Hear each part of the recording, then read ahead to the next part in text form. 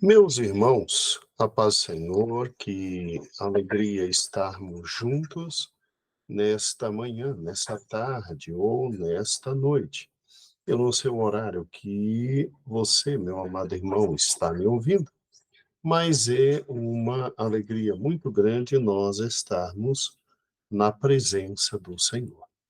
Hoje nós voltamos ao nosso leitura bíblica de forma tradicional e clássica, onde pegamos cada um dos capítulos da palavra do Senhor, lemos juntos e explicamos, né? Você lê em casa e depois você escuta uma explicação de um dos nossos pastores aqui da nossa amada IAPBC, né? Nossa igreja. E fazendo isso, espiritualmente você cresce e cresce bastante. Chegamos agora ao livro de Esdras, ao livro de Neemias e ao livro de Esther. Vamos lá. O que está esperando a gente nestas três últimas grandes obras daquilo que nós chamamos de parte histórica, né, da palavra do Senhor? O que está esperando a gente? Bem, eu preparei aqui um slide para que nós pudéssemos trabalhar juntos. E será uma alegria muito grande compartilhar com você todo esse momento. Essa semana nós estamos fazendo a introdução a estes livros chamados livros históricos e cremos que o Senhor há de nos abençoar. Bem, nós estamos estudando o Velho Testamento e está sendo uma grande bênção. Você sabe perfeitamente que a divisão cristã do Velho Testamento é exatamente essa que está aqui. 39 livros. Nós temos, em primeiro lugar, o Pentateuco, com Gênesis, Êxodo, Levítico, Números e Deuteronômio. Temos, em segundo lugar, os livros históricos, que é exatamente onde nós estamos. Aí são 12 livros, né? E a gente já caminhou até segundo Crônicas. Então, dos 12 livros, já estudamos 9 livros. Tá tudo isso no YouTube, no nosso canal, tudo bem direitinho arquivado para você lá, tá bom? Sempre que você estiver lendo a palavra de Deus e tiver uma dúvida, talvez o pastor que trabalhou, né, com o texto, talvez ele possa te ajudar nessa dúvida. E agora nós vamos para Esther, Neemias e Esdras, né? E, muito bem, temos os livros poéticos. Esses livros ainda não temos a leitura bíblica diária, mas temos duas revistas muito bem feitas pelo pastor Heber sobre o livro de Jó e o livro de Provérbios, tá bom? E aí temos os profetas, chamados maiores e menores, não porque um é maior e melhor que o outro, não, é porque alguns livros têm um número maior, né, de capítulos, daí chamados profetas maiores, que são 5, e os 12 profetas menores, ah, que são chamados de menores, não pelo conteúdo, o conteúdo é fantástico, quando você lê cada um deles, meu Deus do céu, mas são chamados de profetas menores em razão de ter um número menor de capítulos, tá? Foram profetas que o registro de tudo que eles disseram por parte de Deus, porque é Deus que controla a sua palavra, foi um registro de palavras menores, daí profetas menores, tá bom? Mas quanto ao conteúdo, todos eles absolutamente importantes, tal como os profetas maiores. E se você não está ainda sabendo, nós temos toda sexta-feira o estudo da palavra de Deus, né? Nosso culto de estudo bíblico. E nos cultos de estudo bíblico, a gente está terminando de trabalhar o período monárquico de Israel, né? E com isso já demonstramos a importância de vários profetas, né? Onde é que cada um dos profetas se encaixa e o período histórico. Aí, quando começarmos a estudar os profetas maiores e menores, será, sem sombra de dúvidas, muito mais simples de entendê-los. Muito bem. Compreendido isso, no nosso leitura bíblica diária, nós estamos agora envolvidos com os três últimos livros dos históricos, que é Esdras, Neemias e Esther, tá bom? Aqui uma outra figura, né? Eu também gosto dessa divisão aqui, né? Josué, Juízes e Ruth são os livros históricos antes da monarquia, o período histórico chamado período dos juízes. Aí, com a monarquia, você tem livros históricos dedicados a esse período histórico da monarquia, que foi primeiro e segundo Samuel, primeiro e segundo Reis, primeiro e segundo Crônicas.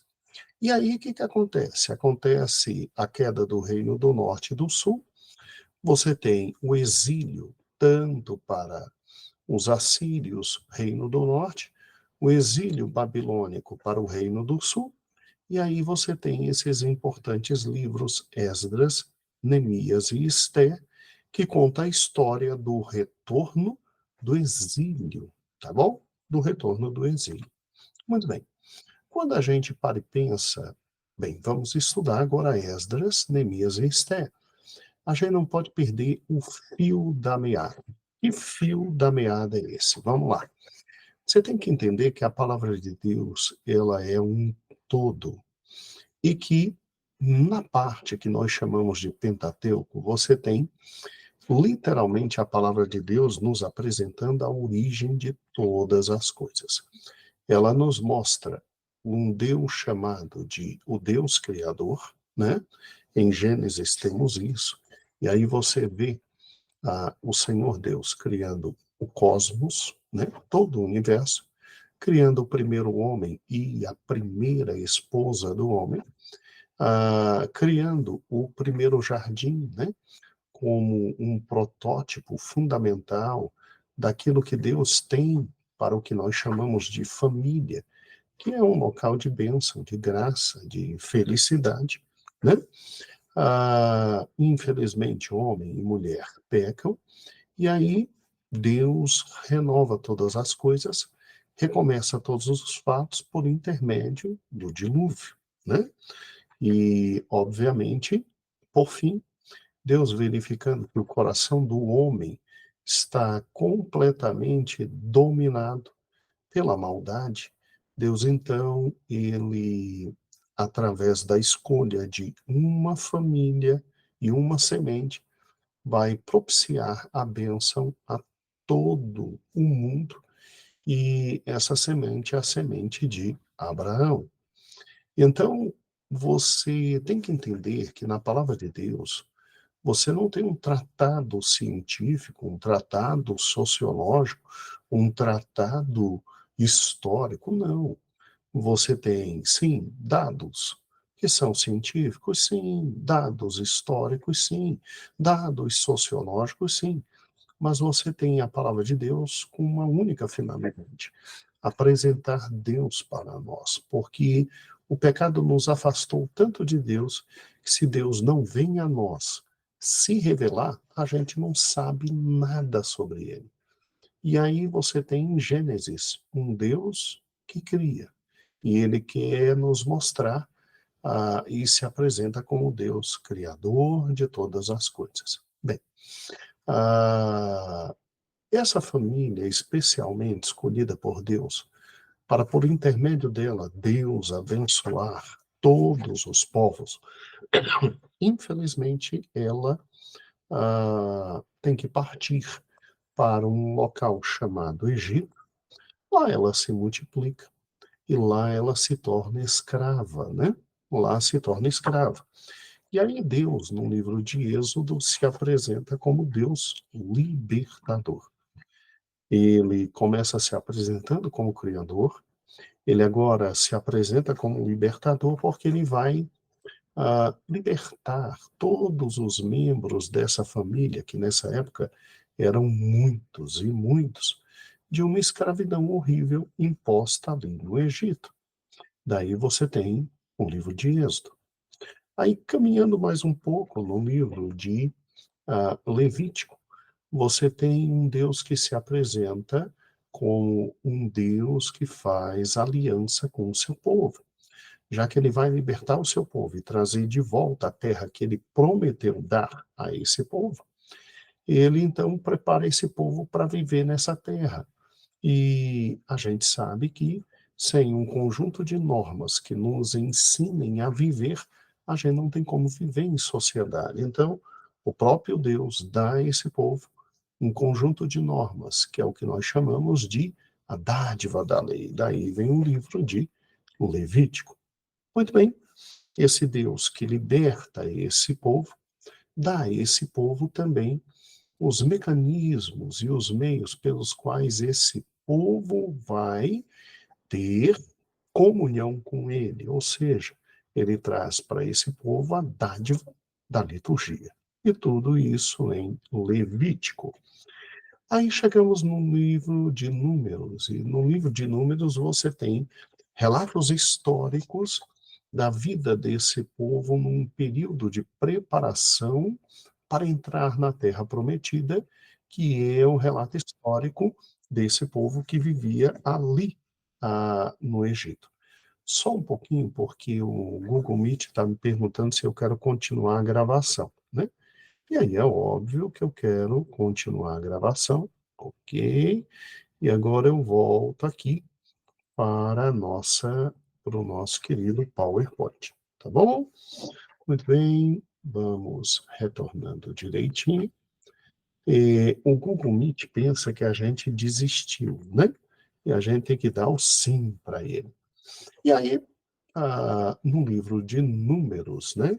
Nós temos literalmente esse Deus que já vai preparando esse povo para entrar na Terra Prometida. E aí vem um livro de Deuteronômio, aonde você tem uma nova geração, toda aquela antiga geração morre no deserto, e aí você tem a dádiva da renovação da aliança, né? Então, o Deus que criou é agora o Deus que liberta, mas ele não liberta e joga e deixa as coisas jogadas. Não. Ele libertou, ele ensina esse povo como viver, daí a lei. Ele ensina esse povo como estar na presença dele, daí a liturgia, ok? Como eram os cultos, de que forma tinha que se aproximar dele. E antes do povo entrar, como era uma nova geração que ali estava vivendo, renova-se toda a aliança através do livro de Deuteronômio. Bem, chega o momento do povo entrar na Terra Prometida. É realmente um povo que não tem tantos recursos militares e bélicos. Mas o Deus que criou e o Deus que libertou é o Deus que cumpre sua palavra e concede descanso na Terra Prometida. Ele tinha prometido dar essa terra aos descendentes de Abraão e agora ele cumpre, né? Daí você tem o livro de Josué mostrando completamente como Deus coloca esse povo dentro da terra prometida, cumprindo suas promessas e dizendo: vivam para mim, vivam para mim.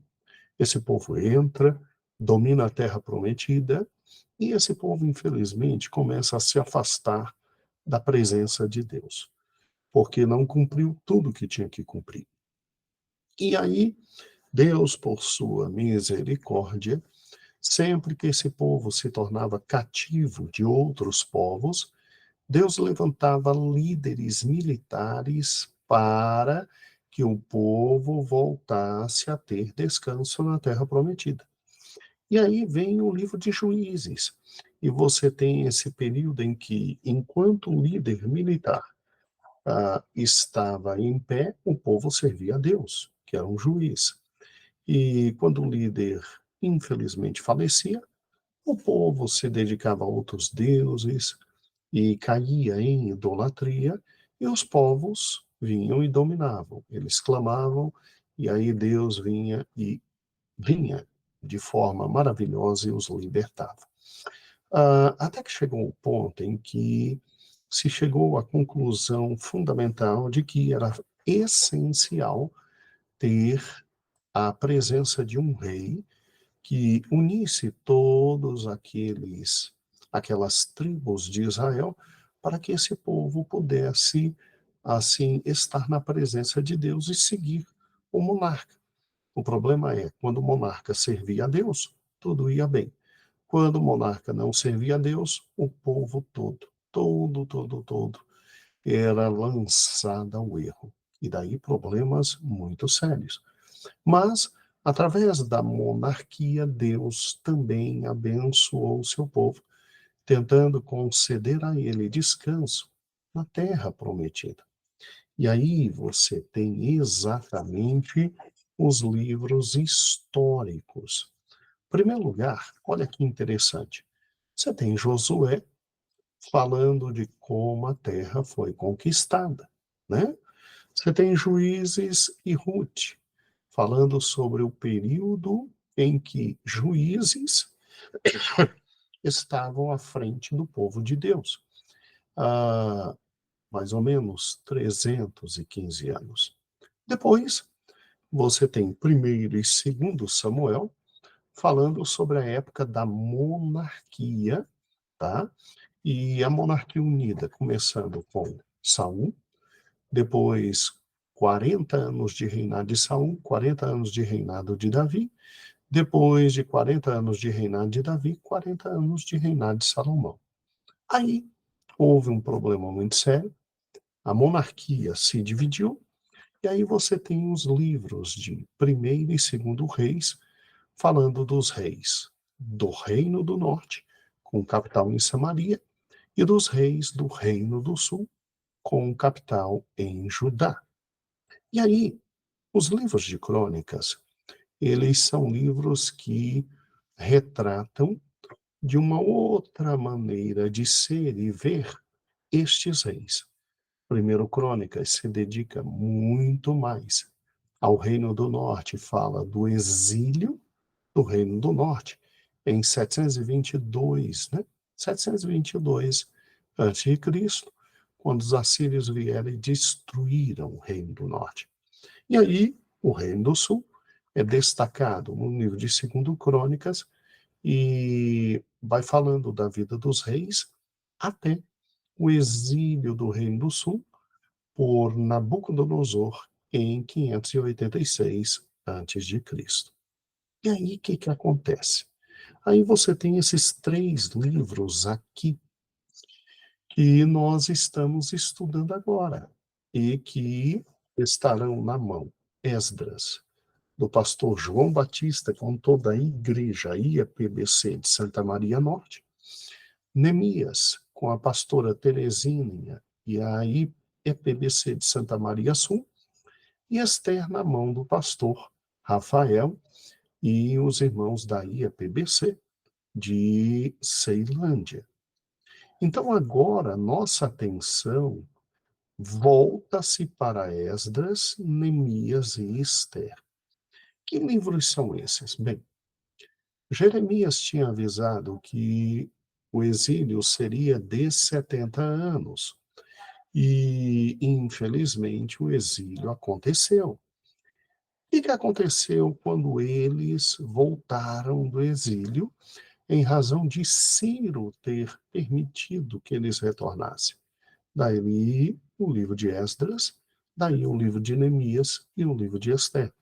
São livros históricos porque falam do que foi o exílio? Não, falam do retorno do exílio, tá? Para que você entenda o que acontecia no exílio, você tem que ler livros como Daniel, como Ezequiel, tá bom? Que são ali profetas que atuaram durante o exílio, e aí você tem uma noção bíblica do que acontecia com os judeus exilados. tá bom? Agora, também tem noções históricas em livros maravilhosos que a gente vai explorar direitinho, para você entender como foi o exílio.